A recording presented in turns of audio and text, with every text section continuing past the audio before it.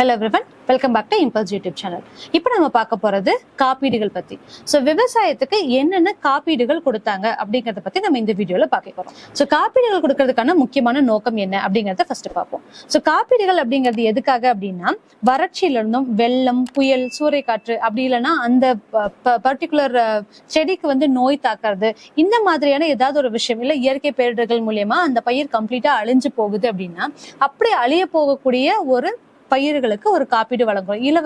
இலவச காப்பீடு அவங்களுக்காகவும் சில பயிர் வளர்ப்புக்காகவும் விவசாயிகளுக்காகவும் காப்பீடுகள் வழங்குறாங்க. சோ அது என்னென்ன காப்பீடு அப்படிங்கிறது அவங்களுக்கான இழப்பீடு. சோ அது இழந்துட்டாங்க அப்படிங்கிறதுக்கான இழப்பீடு தானே. சோ அது என்னென்ன அப்படிங்கறத இப்ப பார்ப்போம். சோ விரிவான பயிர் காப்பீடு திட்டம் 1985. இந்த விரிவான பயிர் காப்பீடு திட்டம் அப்படிங்கிறது என்னன்னா இந்தியாவுல முதல் பயிர் காப்பீடு திட்டம். இதுதான் வந்து ஃபர்ஸ்ட் இன்ட்ரடியூஸ் பண்ணது.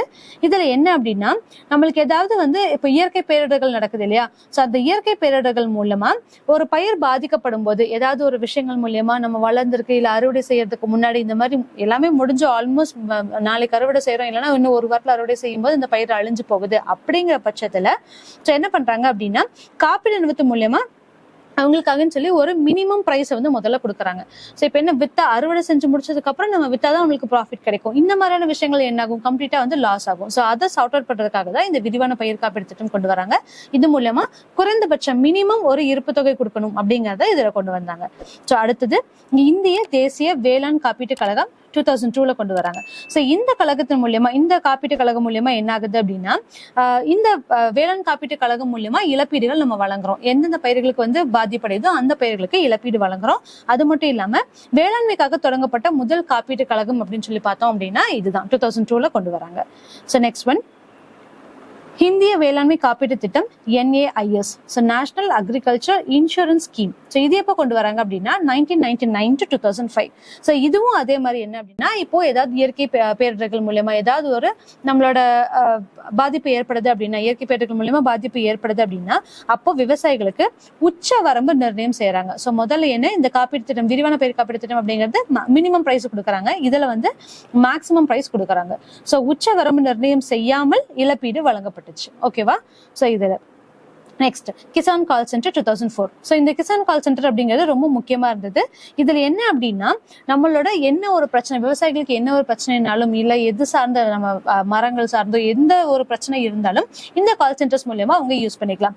இது எதுக்காக அப்படின்னா மொத்தம் நம்மளோட இந்தியாவில 144 தகவல் மையங்கள் அமைச்சிருந்தாங்க.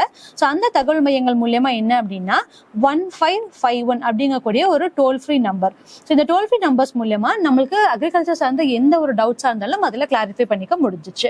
சோ விவசாய தேசிய கமிஷன் அப்படிங்கிறது MS சுவாமிநாதன் தலைமையில அமைக்கப்பட்டுச்சுன்னு சொல்லலாம். இந்த 2004ல என்ன பண்றாங்க அப்படின்னா அக்ரிகல்ச்சர் கமிஷன் ஒன்று ஏற்படுத்துறாங்க MS சுவாமிநாதன் தலைமையில. ஓகே.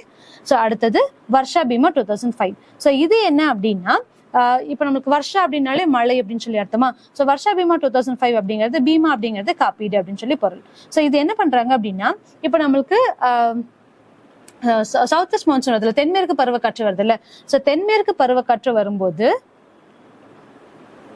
அதுல ஏதாவது பிரச்சனை வருது இயற்கை நேச்சுரல் கலாமிட்டிஸ் ஏதாவது வருது அப்படின்னா அப்ப காப்பீடு வழங்குறதுக்காக வழங்கக்கூடியதுதான் வந்து இந்த வர்ஷா பீமா. சோ இந்த டைம்ல பயிர்களுக்கு ஏதாவது ஒரு ப்ராப்ளம் வருது அப்படின்னா இந்த பருவ காலங்களை கொடுக்கறதுக்கு வர்ஷா பீமா 2005 இன்ட்ரோடியூஸ் பண்ணாங்க. சோ தேசிய உணவு பாதுகாப்பு திட்டம் 2007. சோ இதுல என்ன அப்படின்னா 10th 5-year பிளான் மூலமா இது வந்து இன்ட்ரோடியூஸ் பண்றாங்க. 2011ல இருந்து 2012ல அரிசி, கோதுமை, பருப்பு இந்த மாதிரி இருக்கக்கூடிய உணவு பயிர்களுக்கு எக்ஸ்ட்ராவா வந்து உற்பத்தியோட இலக்கை வந்து பிக்ஸ் பண்றாங்க. ஸோ இவ்வளவு வந்து நம்ம மேனுஃபேக்சர் பண்ணிருக்கணும் இவ்வளவு ப்ரொடியூஸ் பண்ணிருக்கணும் அப்படின்னு ஒரு டார்கெட் பிக்ஸ் பண்றாங்க. ஸோ அது வந்து தேசிய உணவு பாதுகாப்பு திட்டம் 2007 மூலியமா கொண்டு வராங்க. ஓகே. ஸோ அடுத்தது தேசிய விதை வங்கி 1999 to 2000. ஸோ இந்த தேசிய விதை வங்கி அப்படிங்கிறது எதுக்காக அப்படின்னா இப்ப நம்ம சில விதைகள் வந்து கிடைக்காம போகிறது மூலமா அவங்களால விவசாயம் செய்ய முடியல. இந்த சீட் பேங்க் மூலமா என்ன பண்றாங்க அப்படின்னா நல்ல தரமான இருக்கக்கூடிய விதைகளை வந்து நம்ம சேர்த்து வைக்கிறோம். அப்ப எப்ப யாருக்கு எந்த நீட் இருக்கோ அப்ப நம்ம இந்த பேங்க்ல இருந்து நம்ம அவங்களுக்காக சீட் வழங்குறோம். சீட் வழங்கி அவங்களுக்கான விவசாயங்கள் செஞ்சுக்கிறதுக்கு உற்பத்தி செய்யறோம். அதுக்காக 1999ல இருந்து 2000ல இந்த தேசிய விதை வங்கி அப்படிங்கறத கொண்டு வந்தாங்க. Rashtriya Krishi Vikas Yojana. So 2007 to 2008. So இது என்ன அப்படின்னா இது வந்து ஒரு தேசிய வேளாண்மை முன்னேற்ற திட்டம். Okay. National agriculture development program. So இந்த ப்ரோக்ராம் எப்போ அறிமுகப்படுத்துறாங்க அப்படின்னு சொல்லி பார்த்தோம்னா 11th 5-year பிளான் மூலமா அறிமுகப்படுத்துறாங்க. ஸோ இதுல என்னென்ன வருது அப்படின்னா, இப்போ வடகிழக்கு மாநிலங்கள்ல வந்து இப்போ என்ன சொல்றது, நார்த் ஈஸ்டர்ன் கண்ட்ரிஸ் இருக்கலாம், 7 சிஸ்டர் கண்ட்ரிஸ் இருக்கும்ல. ஸோ அந்த வடகிழக்கு மாகாணங்கள்ல பசுமை புரட்சியை அறிமுகப்படுத்தணும் அப்படிங்கிறது தான். ஸோ அங்க வந்து என்ன டெவலப்பிங் ஆகல, இங்க நம்ம ஓரளவு சார்ட் அவுட் பண்ணிட்டோம். 1966 சதர்ன் கண்ட்ரிஸ் எல்லாமே பார்த்தோம் அப்படின்னா மேக்ஸிமம் சார்ட் அவுட் ஆயிட்டோம். ஆனா 7 சிஸ்டர் கண்ட்ரிஸ்ல வந்து பார்த்தோம் அப்படின்னா அவங்க வந்து ப்ராப்பரான எந்த விதமான இன்னும் முன்னேற்றங்களை ஏற்படுத்தல. அப்போ அவங்களுக்காகன்னு சொல்லிட்டு பசுமை புரட்சி அறிமுகப்படுத்துறாங்க. ஸோ இது மூலியமா காய்கறி உற்பத்தி மையங்களை எல்லா இடத்துலயுமே எங்கெங்கெல்லாம் வந்து நம்ம வெஜிடபிள்ஸ் ப்ரொடியூஸ் பண்றோம் அந்த காய்கறி உற்பத்தி மையங்களை வந்து இருக்கக்கூடிய எல்லா இடங்களையும் நாடு முழுவதுமே வந்து இந்தியா ஃபுல்லாவே வந்து அறிமுகப்படுத்துறாங்க. இது எல்லாமே இந்த ராஷ்டிரிய கிருஷி விகாஸ் யோஜனா மூலியமா வருது. ஸோ நம்ம முதல்ல சொல்லிட்டோம் கிருஷி அப்படின்னா என்னன்னு சொல்லிட்டோம், ஃபார்மர்ஸ் அப்படின்னு சொல்லியாச்சு. ஸோ அடுத்து நம்ம பார்க்க போறது பிரதான் மந்திரி ஃபசல் பீமா யோஜனா. ஸோ 2016 கொண்டு வராங்க. ஸோ இந்த ஸ்கீம்ல என்ன முக்கியமான விஷயம் கொண்டு வராங்க அப்படின்னு சொல்லி பார்த்தோம்னா, காரிஃப் பயிர்களுக்கு 2% ராபி பயிர்களுக்கு 1.5% அப்படிங்கிறதுல ஒரு காப்பீடு கட்டணம் வந்து விவசாயிகளுக்கு இருந்து வசூலிக்கிறாங்க. ஸோ அவங்க கிட்ட இருந்து வசூலிச்சு டாக்ஸ் பே பண்ற மாதிரி, அவங்க கிட்ட இருந்து டாக்ஸ் பே பண்ணி திருப்பி அவங்களுக்கு இழப்பீடுகள் வரும்போது நமக்கு பே பண்ற மாதிரி இழப்பீடுகள் வழங்குறதுக்காக சொல்லி யூஸ் பண்றோம். ஸோ கேரட் பயிர்களுக்கு 2%, ராபி பயிர்களுக்கு 1.5%. அது மட்டும் இல்லாம இப்ப ஆண்டு பயிர்கள் அப்படின்னு சொல்லி சொல்லுவோம்ல. ஸோ அந்த மாதிரி இருக்கக்கூடிய பணப்பயிர்கள், தோட்டப்பயிர்கள், தோட்டக்கலை பயிர்கள், இது எல்லாத்துக்குமே வந்து என்ன அப்படின்னா 5% அப்படிங்கிறது ஒரு காப்பீடு கட்டணமா விவசாயிகள் வந்து செலுத்துறதுக்கு அவங்க அனுமதிக்கப்படுறாங்க. ஸோ அப்படி அவங்க கிட்ட இருந்து டாக்ஸ் வாங்கி திருப்பி நம்ம யூஸ் பண்றோம். ஸோ இந்த பிரச்சனைகள்ல ஏதாவது நேச்சுரல் கலாமிட்டிஸ் வருது, இயற்கை இடர்பாடுகள் மூலமா என்ன பண்றோம் அப்படின்னா அறுவடை செய்யாமலே இருக்கிறது. இப்ப விளைஞ்சிருச்சு எல்லாமே முடிஞ்சு, பட் அறுவடை செய்யல அப்படின்னா அப்பவும் இழப்பீடு வழங்குறதுக்காக இழப்பீடு வழங்கப்படும். ஸோ இது மூலியமா அதுக்கப்புறம் இப்ப அறுவடை செஞ்சுட்டோம், அறுவடை செஞ்சதுக்கு அப்புறமும் இழப்பீடுகள் இருக்கு அப்படின்னா ஸோ அதுல ஏதாவது ஒரு ப்ராப்ளம் ஆயிடுச்சு, இல்ல அதிகமா வந்து நம்ம மழை வந்து நம்ம எக்ஸ்போர்ட் பண்ண முடியல, இல்ல தேவையான நம்ம வங்கிகளுக்கு எடுக்க முடியல அப்படிங்கிற பட்சத்துல விவசாயிகள்கிட்டவே இருந்து அந்த இப்ப நெல்லெல்லாம் வந்து நம்ம அதிகமா மூட்டப்பட்டு வச்சிருந்தோம் அப்படின்னா அது வந்து வளர்ந்துரும் இல்லையா. ஸோ அந்த மாதிரியான ப்ராப்ளம் வரும்போதும் இழப்பீடு வழங்கப்படுகிறது. ஸோ விவசாயத்துக்கு முன்னாடி, அதாவது அறுவடைக்கு முன்னாடியும் அறுவடைக்கு பின்னாடி ஏற்படக்கூடிய எந்த பாதிப்புகளுக்குமே இதுல வந்து இந்த ஃபசல் பீமா யோஜனா மூலமா இழப்பீடு வழங்கப்படுது. ஸோ இதுல என்ன அப்படின்னா முக்கியமான விஷயமே விவசாயிகளுடைய முன்னேற்றமும் விவசாயிகளுடைய நலனும் அப்படிங்கிறது மட்டுமே இந்த பிரதான் மந்திரி ஃபசல் பீமா யோஜனாவோட முக்கிய நோக்கமா இருந்துச்சு. சோ அதை மீட் பண்றதுக்காக தான் அதை ஃபேஸ் பண்ணி தான் எல்லாமே வந்து காப்பீடுகள் இவங்க வழங்கிட்டு இருந்தாங்க. நெக்ஸ்ட் ஒன் இ-சௌபல் திட்டம். ஸோ இந்த இ-சௌபல் திட்டம் அப்படிங்கிறது என்னன்னா நம்மளோட அங்காடிகள் இருக்கல, கடைகளை வந்து நம்ம கொடுக்கக்கூடிய முதல் தனியார் நிறுவனம் அப்படின்னு சொல்லி ஒரு பிரைவேட் செக்டர்ஸ் அப்படின்னு பார்த்தோம் அப்படின்னா நம்மளோட அக்ரிகல்ச்சருக்காக சொல்லிட்டு அக்ரிகல்ச்சர் மார்க்கெட்ஸ், அக்ரிகல்ச்சர் கடைகள்ல வந்து நம்மளுக்காக சொல்லி பார்ட்டிசிபேட் பண்ண முதல் தனியார் நிறுவனம். ஸோ பிரைவேட் செக்டர்ஸ் யாரு அப்படின்னா இந்த இ-சௌபல் திட்டம் தான். ஸோ இந்திய அங்காடியை வந்து இது என்ன பண்ணுது அப்படின்னா நம்மளோட இந்தியன் கடைகளை உலக கடைகளோட இணைக்கிறது, இந்திய அங்காடியை உலக அங்காடிகளோட இணைக்கிறதுக்கான முக்கியமான மிக்க இந்த இ-சௌபல் சிஸ்டம் மூலமா, இ-சௌபல் திட்டம் மூலமா. அடுத்தது ஸோ உணவு பாதுகாப்பு மசோதா. உணவு பாதுகாப்பு மசோதா அப்படிங்கிற நம்ம முதல்ல சொல்லிட்டோம், நம்ம ஃபுட் ஃபார் ஒர்க் ப்ரோக்ராம் அப்படிங்கிற போன வீடியோல நம்ம போட்டிருப்போம். ஸோ அது என்ன அப்படின்னா ஊதியத்துக்கு பதிலாக நம்ம வந்து அரிசிகளை வந்து கிரெயின்ஸை வழங்கணும் அப்படிங்கிறது. அதே மாதிரி இந்த உணவு பாதுகாப்பு மசோதால என்ன பண்றாங்க அப்படின்னா ஒரு தனி நபருக்கு அரிசி அப்படிங்கிறது 3 ரூபாய்க்கும், கிலோ கோதுமை வந்து 1 கிலோ 2 ரூபாய்க்கும் வழங்குது.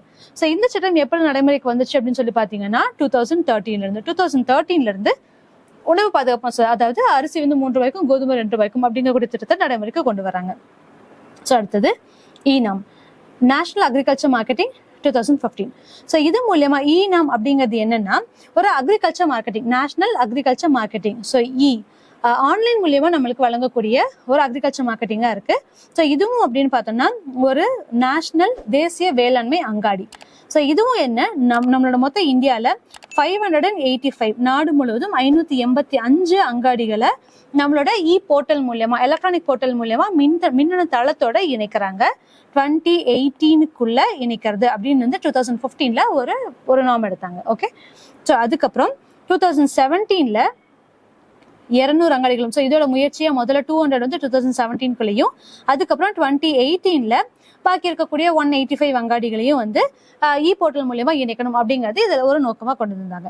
இது மட்டும் இல்லாம வேளாண்மை பொருட்களோட எந்தெந்த மாதிரியான இப்போ ஒரு பிரைஸ் சேஞ்சஸ் இருக்கல, இந்த இடத்துல ஒரு மாதிரி இருக்கும், இந்த இடத்துல இன்னொரு மாதிரி இருக்கும், அந்த மாதிரி ஒவ்வொருக்கான பிரைஸ் சேஞ்சஸையும் நாடு முழுவதும் போர்ட்டல் அப்படிங்கும் போது நம்ம எங்க இருந்து வேணாலும் ஆர்டர் பண்ணலாம். இங்க இருந்து ஆர்டர் பண்ணா உங்களுக்கு இந்த பிரைஸ் அப்படின்னு சொல்லி இருக்காது. இப்ப தமிழ்நாட்டுல தக்காளி 130 ரூபா, இல்ல ஆந்திரால பாத்தீங்க அப்படின்னா 100 ரூபா அப்படிங்கிறது எதுவுமே இல்லாம போர்ட்டல் மூலியமா எல்லாமே நாடு முழுவதும் ஒரே விலை அப்படிங்கிறதையும் இந்த இ-நாம் மூலியமா ஆர்கனைஸ் பண்றாங்க.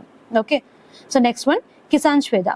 ஸோ கிசான் ஸ்வேதா அப்படிங்கிறது என்னன்னா இது வந்து ஒரு app, mobile app. Okay, so இந்த மொபைல் ஆப் மூலமா நம்ம என்னென்ன தெரிஞ்சுக்கலாம், இன்னைக்கு என்ன மழை வரும். ஸோ முதல்லாம் வந்து வானம் பார்த்து நம்ம பருவமழைகள் எப்படி பொழியுது அப்படின்னு சொல்லிட்டு இருந்தோம். ஸோ இப்போ எல்லாமே வந்து மாறி மாறி இருக்கு. நம்மளோட குளோபல் வார்மிங் மூலமாகவும் கிளைமேடைசேஷன் மூலமாகவும் எல்லாமே நிறைய ப்ராப்ளம்ஸ் வந்துட்டு இருக்கு.